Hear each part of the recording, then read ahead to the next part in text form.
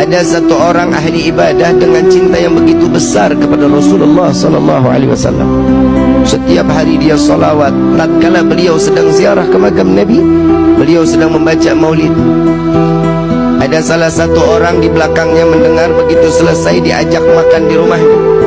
Tuan, saya undang makan di rumah saya, boleh? Boleh. Alhamdulillah, dibawalah sampai ke rumah. Begitu sampai di rumah, ternyata bukan dikasih makan, tangan diikat, lidahnya dipotong.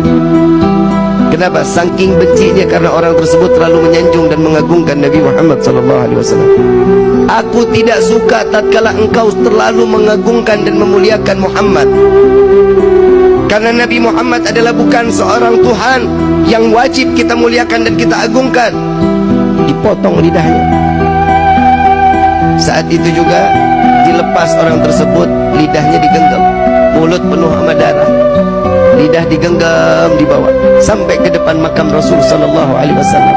Di dalam hati beliau mengatakan, ya Rasulullah, maafkan saya, bukan saya enggak mau salawat lagi kepadamu, tapi lidah saya saat ini sudah ada di tangan saya tidak lagi dapat menyanjung dan memuliakanmu dengan lidah yang sempurna. Saking sakitnya, darah yang begitu banyak, beliau pingsan. Di dalam pingsannya, beliau didatangi sesosok manusia yang tatkala beliau mengatakan, wahai hamba Allah, wahai hamba Allah, ketahuilah aku Muhammad yang saat ini datang menjengukmu. Biarkan lidah itu terputus, sekalipun jika engkau tetap mencintaiku, maka Allah akan berdekatan, Allah akan mengizinkan aku dekat denganmu, kata Nabi SAW. Namun si hamba Allah ini mengatakan, ya Rasulullah, tapi aku ingin bersalawat dengan fasihnya, dengan kegembiraan, dengan lisan yang penuh dengan kesempurnaan. Maka lidah tersebut diambil oleh Rasul SAW, dimasukkan ke dalam mulut. Di dalam mimpinya, tatkala terbangun dari tidurnya, lidahnya udah nyambung lagi. Di dalam mimpi Nabi memberikan manfaat kepada orang para pecinta Rasul SAW, sehingga seterusnya beliau terus dapat bersalawat kepada Nabi Muhammad SAW. Begitu tahun berikutnya beliau ziarah ke makam Nabi. Tatkala beliau datang sedang membaca maulid, ada seorang anak muda yang datang kepadanya, Tuan, saya ingin mengundang makan Tuan. Sekiranya Tuan sudi untuk ikut dan saya menjamu Tuan, marhaba, ahlan wa sahlan. Gak ada sedikit kesultanan. Lalu dibawalah oleh anak muda tersebut lewat gang yang sama, lewat jalan yang sama, ingin masuk ke dalam rumah yang sama.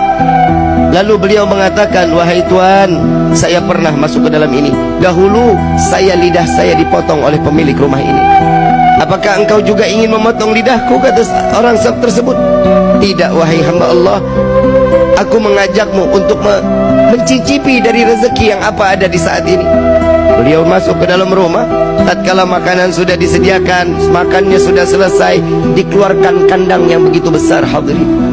Kandang begitu besar, begitu dilihat di dalam ada monyet yang gedenya luar biasa. Lalu ditanya, ini apa ini? Tuan, ingat dahulu engkau bilang engkau pernah dipotong lisanmu, engkau pernah dipotong lidahmu oleh ayahku. Dia adalah ayahku yang Allah kutuk menjadi kerak yang besar.